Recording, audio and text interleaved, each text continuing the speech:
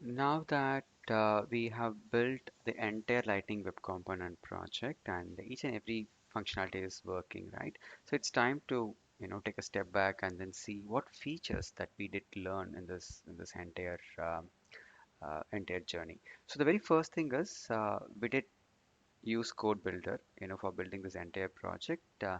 So using this Code Builder beta version, we did not install any tool right on our machine, right? Instead, we just used our code builder and then completed the entire project number one. And also we did learn a lot of features, right?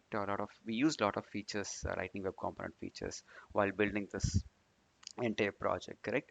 So we created all the components from scratch and then we ensured that the targets are properly set so that it can be used only in the app page.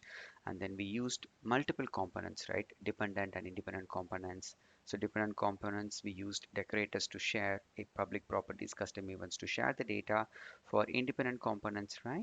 We used Lightning Message Service, correct? And also we used third-party libraries in our project. Now we know how to load a particular file from static resource and then use it back in Lightning Web Component. We use HTML directives like for loop, if else, right? So such things we used, and also we used Lightning Design Framework throughout the project to ensure that it is mobile responsive or it is responsive, to work across multiple devices, isn't it? So we used Lightning Data Service. So we had written Apex method and then we made a call to Apex method. We used back in our Lightning Web Component. We use base components, which also brings data from the database without writing any additional Apex code, correct? And wherever needed, we used lifecycle hooks as well, connected callback, disconnected callback, etc.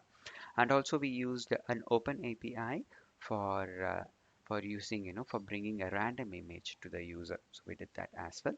And again, wherever needed, we used Lightning Design System assets, the icons, the images, etc.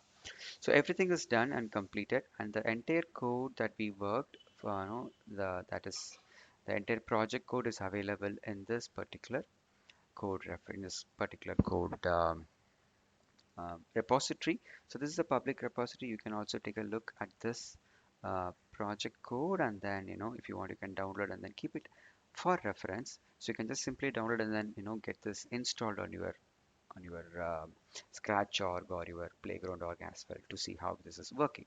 Yeah. So that's the end of our project. So I'll just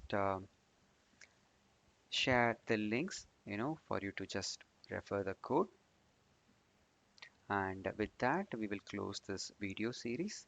So anytime you can come back and then refer the complete project code right in the Git repo. Thank you.